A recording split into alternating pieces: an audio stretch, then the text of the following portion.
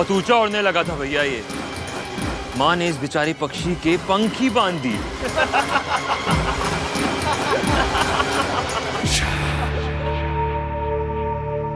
इसकी क्षमता को कम मत आंका लिया।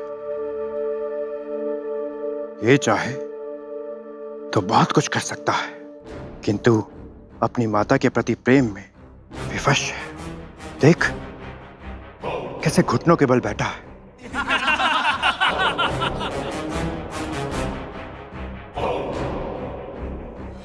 ना आंख दिखा सकता है और ना ही उड़कर हम पर आक्रमण कर सकता है। आपकी ये बात सुन के तो मुझे भी इससे सहानुभूति होने लगी है। शक्ति, सामर्थ्य, अभिमान, ये शब्द कितने खोखले हैं ना तेरे लिए। अनुभव हो रहा है ना? अक्टू, धूमल,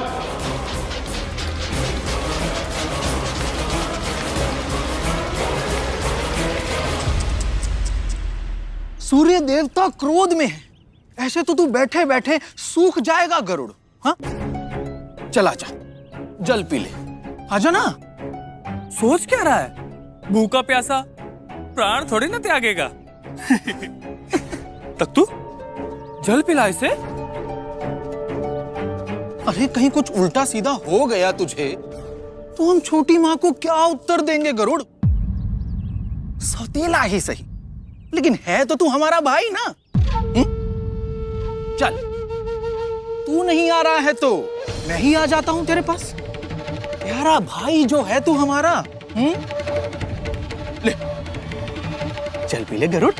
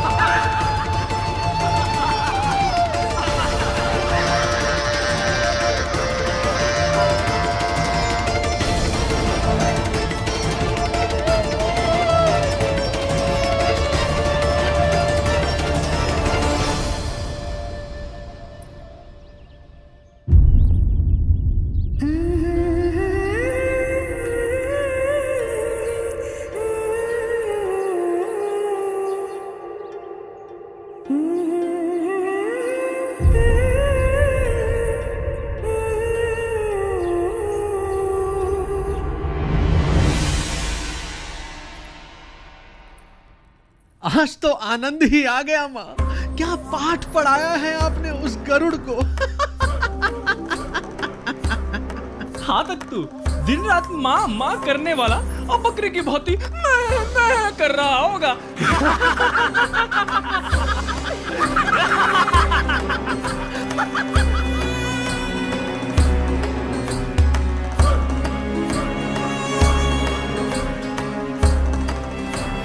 देख गरुड़, आज तेरी हट के कारण तेरी माँ इतनी विवश है कि तुझे अपने हाथों से भोजन भी नहीं करा सकती।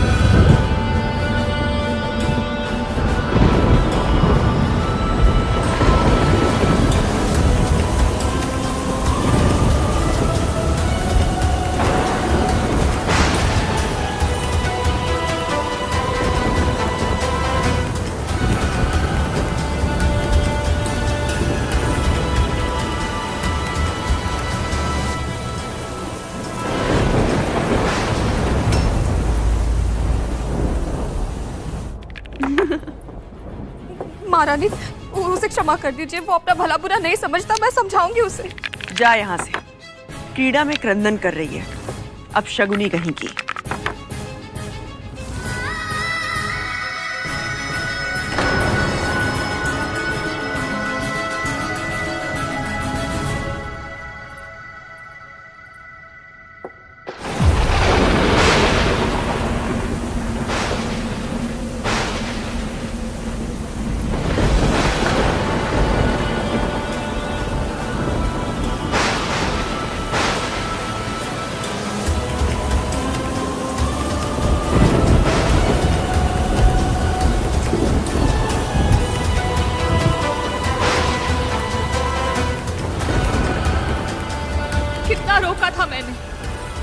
मना किया था राजकुमारों से झगड़ा मत कर। क्यों तूने मेरी आज्ञा नहीं मानी? चेष्टा की थी माँ, किंतु आप पर अत्याचार होते हुए देख स्वयं को रोक नहीं पाया।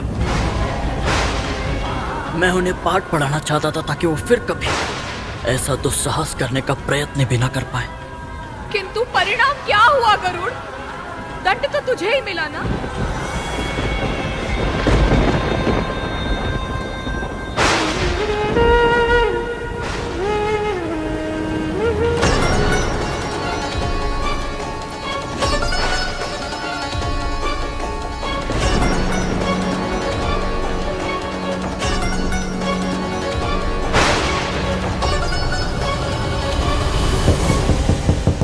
द्वार खोलिए, द्वार खोलिए महारानी। मेरे पुत्र को क्षमा कर दीजिए महारानी। आप भले ही उसके भाग का दंड मुझे दे दीजिए, किंतु मेरे पुत्र को क्षमा कर दीजिए। यदि मेरे पुत्र को कुछ हो गया तो मैं जीवित नहीं रह पाऊंगी महारानी। द्वार खोल दीजिए दीदी, द्वार खोल दीजिए।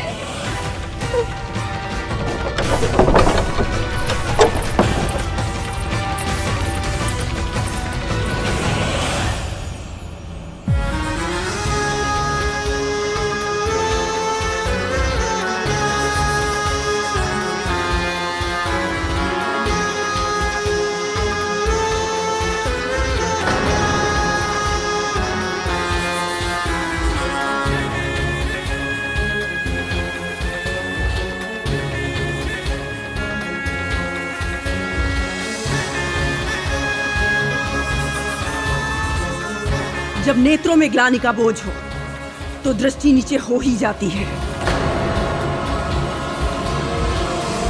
तुझे तेरे अपराध का अनुभव हो गया, इसलिए मैंने तुझे क्षमा कर दिया। तेरी मां मेरी दासी है गरुड़, और तू एक दासी पुत्र। जितना शीघ्र तू इस सत्य को स्वीकार कर लेगा, जीवन तेरे लिए उतना ही आसान होगा। किंतु यदि तूने कभी भी मेरे पुत्रों का अपमान किया या उनका अहित करने के बारे में सोचा, तो प्रकृति की कोई भी शक्ति तुझे मेरे क्रोध से नहीं बचा पाएगी। एक बात का और ध्यान रखना कि तेरे दासत्व की मर्यादा अगर तूने लांघी, तो तेरे और तेरी मां के लिए इस धरती को नर्क बना दूंगी मैं।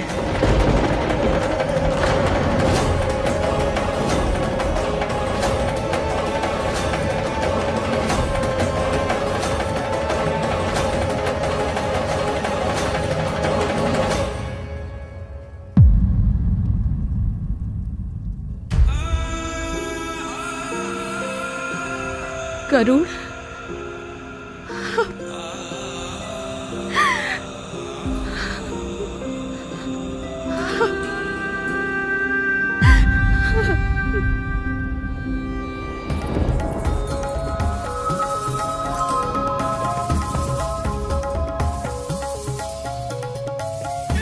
इस बार तो तूने अपने पुत्र को औषधियों के लेप से ठीक कर लिया विंता, क्योंकि मैंने उसे केवल शारीरिक चोट पहुंचाई थी, पर उसके नेत्रों में तेरे दासत्व के लिए क्रोध, अपने आदेश के लिए अवज्ञा और अपने पुत्रों के लिए चुनौती देखी है मैंने। यदि ये ज्वाला सुलगने से पहले नहीं बुझाई गई तो भड़ककर दावानल भी बन सकती है। जिस दिन ऐसा हुआ और तेरे पुत्र ने मेरे पुत्रों को हानि पहुंचाने की चेष्टा भी की, तो मैं प्रण करती हूं विंता, उस दिन तेरे पुत्र के वार से पहले मेरा प्रहार होगा और होगा तेरे पुत्र का संहार।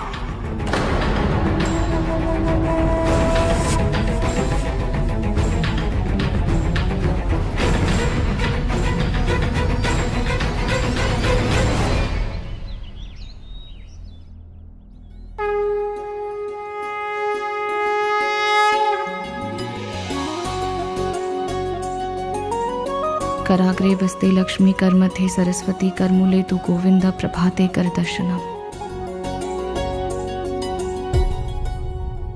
कल रात भी नहीं सोया ना तू? जो पुत्र अपनी मां को प्रतिदिन पीड़ा सहते देखे, वो भला रात में सो कैसे सकता है माँ?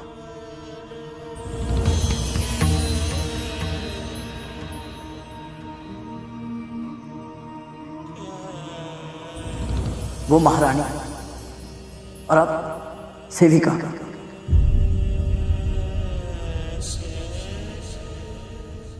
ऐसा क्यों माँ? आप कैसे उनकी दासी बनी?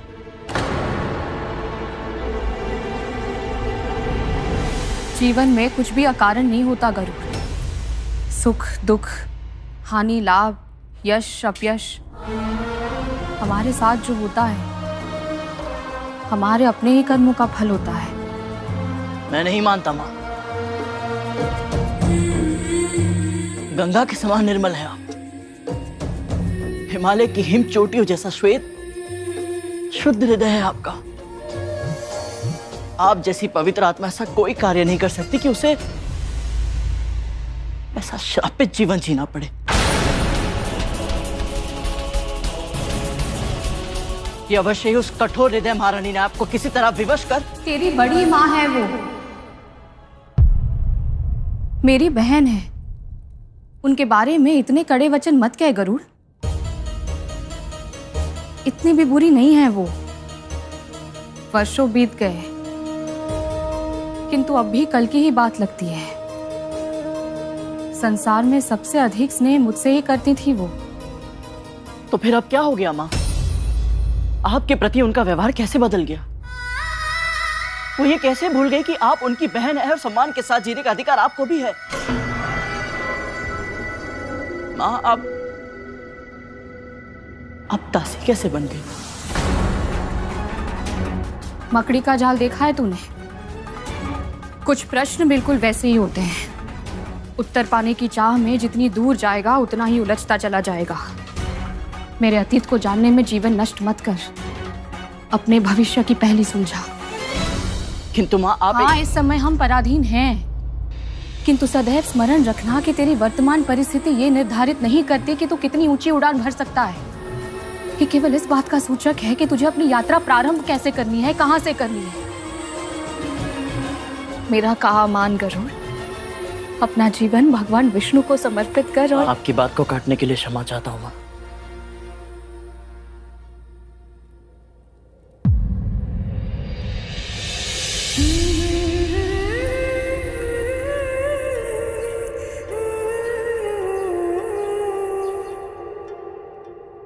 किंतु मैं अपना जीवन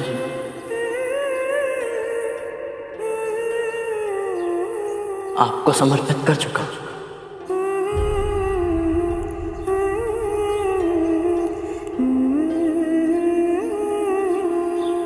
मां, जब तक मैं आपको ये दास्ता की बेड़ियों से मुक्त नहीं करा देता मुझे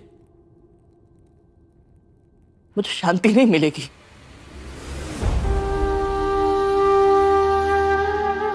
मां, जब ये आपको दासी कहकर संबोधित किया जाता है ना, मेरे कानों में पिघला शीशा घुल जाता है मां।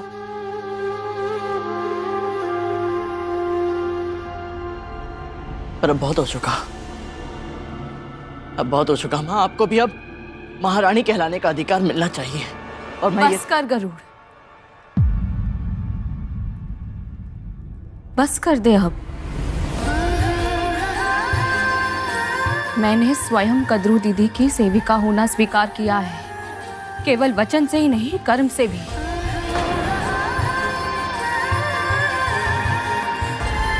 अब दासों का जीवन ही मेरी नियति है। दास्ता की बेड़ियों को तोड़ने के बारे में सोचना भी मेरे लिए संभव नहीं है गरुड़। इसलिए अब तुझे भी अपनी हट छोड़नी होगी। यदि तू सच में मुझे सुखी देखना चाहता है तो मुझसे इस विषय में कभी बात मत करना।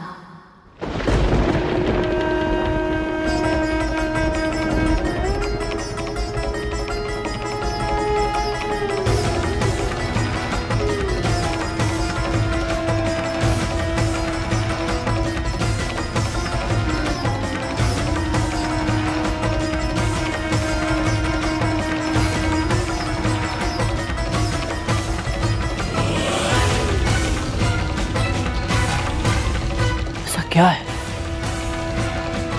जो माँ अपने पुत्र से भी नहीं कह सकती?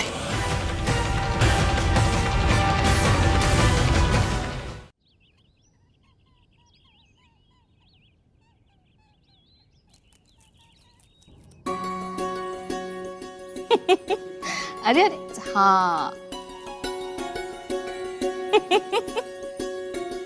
अरे हाँ हाँ ये लो ये लो।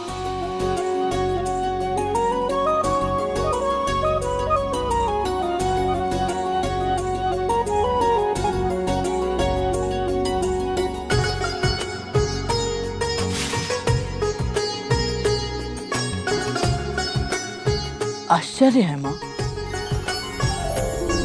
महारानी ने हमारे साथ जो कुछ भी किया उसके बाद भी आपका चित्त इतना प्रसन्न कैसे?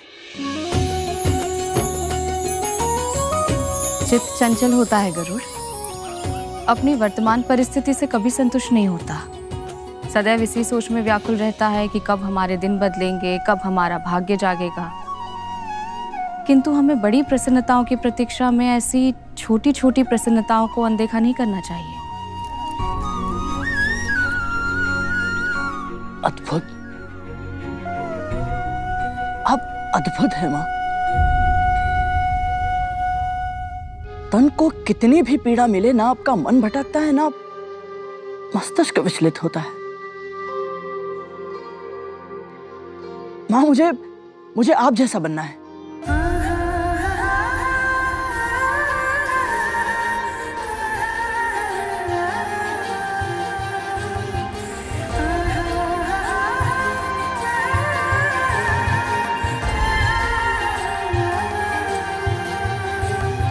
माँ के तन से पुत्र के तन का जन्म होता है,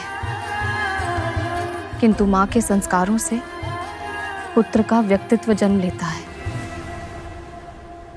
मैं तुझे वो संस्कार सिखाऊंगी जिनसे समस्त जग में जाना जाएगा तू। वो तेरी पहचान का माध्यम होंगे, जिनके कारण सारे संसार में वंदनीय बनेगा तू।